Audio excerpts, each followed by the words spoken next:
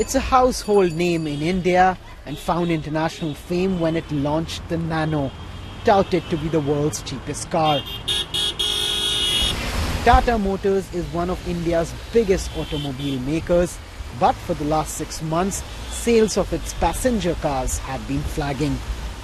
India was one of the world's hottest car market for most of the last decade, growing at a rapid pace till 2011. But that tide seems to have changed completely in the last 1 year, with car sales falling for the first time in 12 years.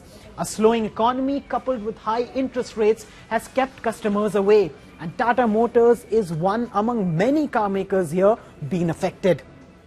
In April alone, the firm's passenger car sales were down nearly 50% on the same period a year earlier.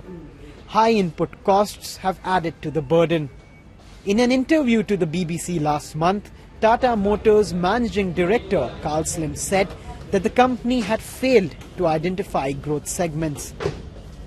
Well, in India, it's important to ensure that you bring new products to the market and you bring them into the segments which grow. It's not always all segments that are going to continue to show growth. So if the company could have done anything different, not this year we couldn't,